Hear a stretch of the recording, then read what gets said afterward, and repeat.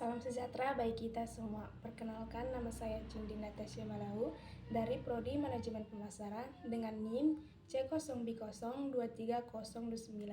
Pada video kali ini, saya akan membuat video yaitu yang berjudul timbulnya hutang pajak, penagihan pajak, mekanisme penagihan pajak dengan surat paksa, hapusnya hutang pajak, pembayaran pelunasan, kompensasi kedaluarsa atau dan pembebasan dan penghapusan dalam pajak.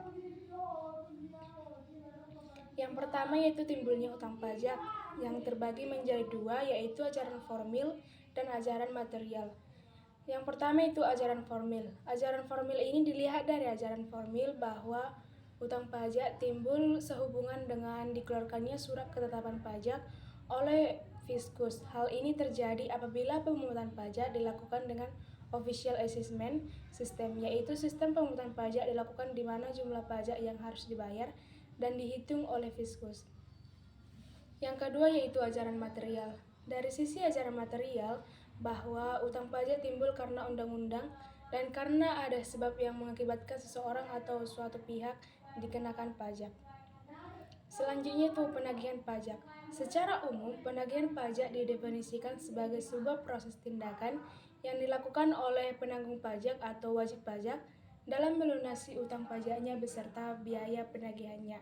Penagihan pajak diartikan sebagai serangkaian tindakan yang dikhususkan penanggung pajak dalam melunasi utang pajak dan biaya penagihannya dengan memberitahu atau menegur, melaksanakan penagihan baik seketika maupun sekaligus. Pemberitahuan surat pajak mengusulkan pencegahan, melakukan penyitaan atau pengendaraan, hingga menjual atau melelang barang yang telah disita. Selanjutnya itu ada jenis tagihan pajak yang terbagi menjadi tiga. Yang pertama yaitu pasif.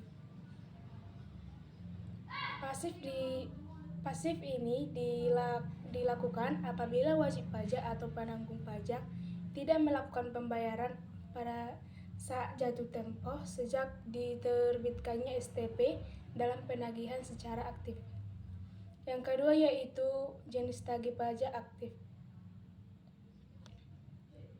Aktif melakukan tindakan selanjutnya guna melakukan pernyataan hingga penglelangan apabila wajib pajak atau penanggung pajak tidak melunasi utang pajak terhitung 21 tahun sejak hari tanggal disampaikan suatu teguran atau surat paksa yang telah diterbitkan oleh otoritas pajak atau Fiskus.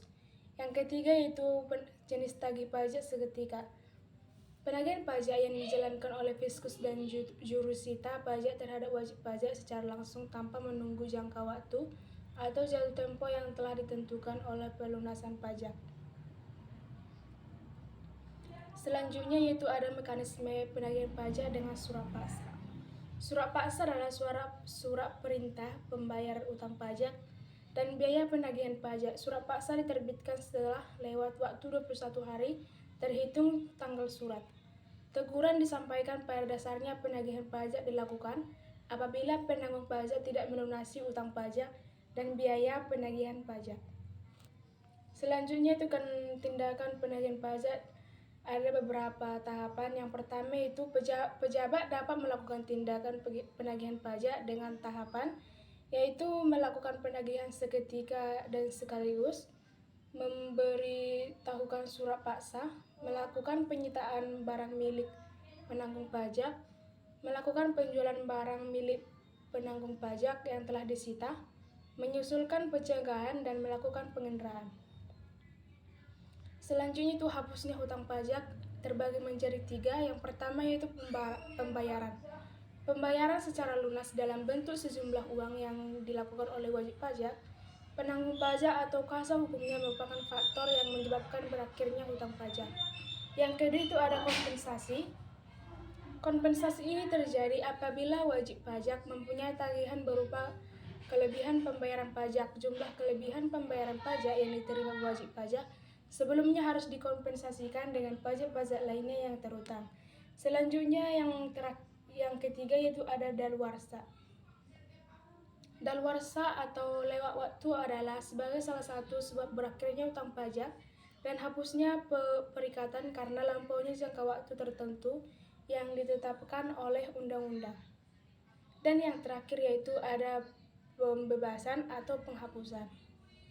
Wajib pajak yang memungut pajak setelah dilakukan penelitian telah meninggal atau palit dan tidak memiliki ahli waris dapat diusulkan untuk dihapusnya hutang pajak atau yang bersangkutan mengajukan keberatan pajak ke Mahkamah Pengadilan Pajak tentang besarnya pajak yang terhutang yang harus dibayarnya. Sekian video dari saya. Jika ada tutur kata yang kurang atau yang tidak berkenan, saya mohon maaf dan terima kasih.